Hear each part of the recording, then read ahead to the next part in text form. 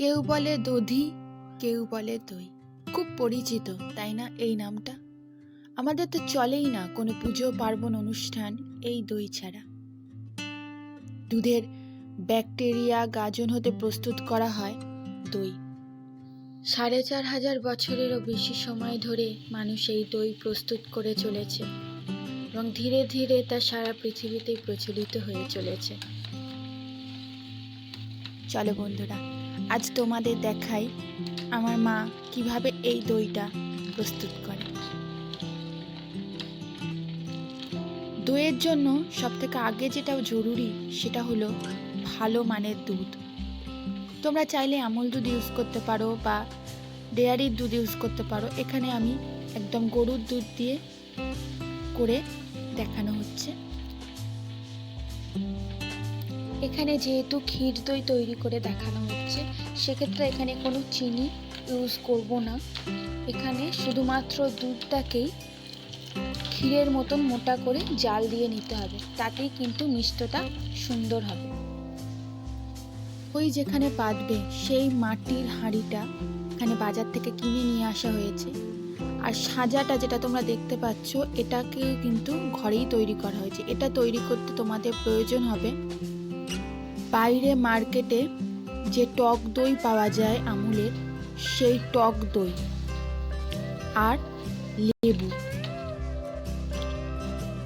এই টক দই আর লেবুর মিশ্রণটাকে খুব ভালো করে ফেটিয়ে এই সাজাটা মাটির হাঁড়িটার মধ্যে খুব ভালোভাবে লেয়ার দিয়ে দিতে হবে, তবেই কিন্তু দইটা পাতবে। আর এখানে দেখো খানিকটা দুধ তুলে নিয়ে আমুলের গুঁড়ো আমুল দুধ ব্যবহার করা হচ্ছে।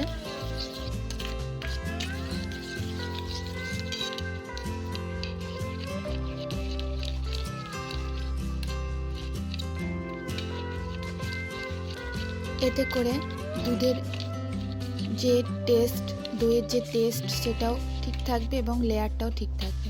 আর এখানে দেখো দুধটা ফুটে যাওয়ার পরই অনবরত এইভাবে হাতা দিয়ে নাড়তে হবে।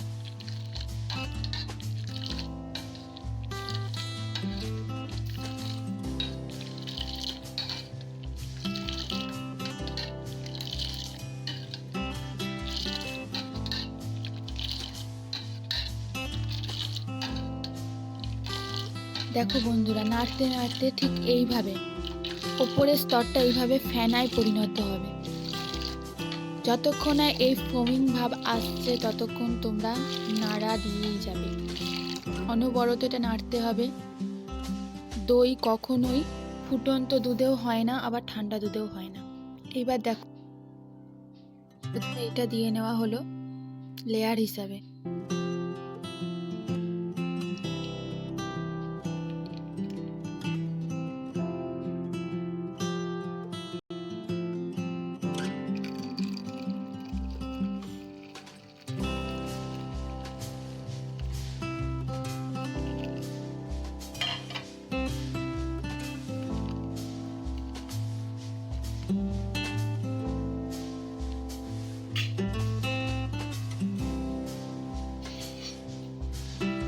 এই পর্যায়ে আসার পর এটাকে এয়ার টাইট করে রাখতে হবে, যাতে এর ভেতরে কোনো রকম বাতাস না ঢোকে। এটাকে প্রায় ১২ ঘন্টা এই একইভাবে একটি গরম জায়গার মধ্যে রাখতে হবে, তবে কিন্তু দইটা খুব ভালোভাবে পাতবে। ১২ ঘন্টা হওয়ার আগে এটা কখনোই খুলবো না, এটা এইভাবেই থাকবে। ঘড়ি ধরে ঠিক ১২ ঘন্টা হওয়ার পর এটা খুলে তোমাদের দেখাই। দেখো কতটা পারফেক্ট ভাবে দইটা পেতেছে।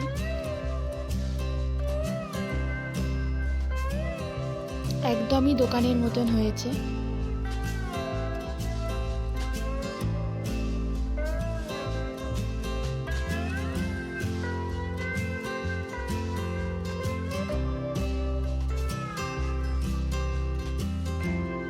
তাই অবশ্যই খেয়াল রাখতে হবে যেন ১২ ঘন্টা পর্যন্ত দইটাতে নাড়া না লাগে। দেখো কতটা ক্রিমি হয়েছে দইটা। যারা এতক্ষণ পর্যন্ত আমার এই ভিডিওটা দেখলে তাদেরকে অসংখ্য অসংখ্য ধন্যবাদ। যারা চ্যানেলে নতুন আছো তারা অবশ্যই চ্যানেলটা সাবস্ক্রাইব করে এগিয়ে যাওয়ার জন্য সাহায্য করো, পাশে থাকো।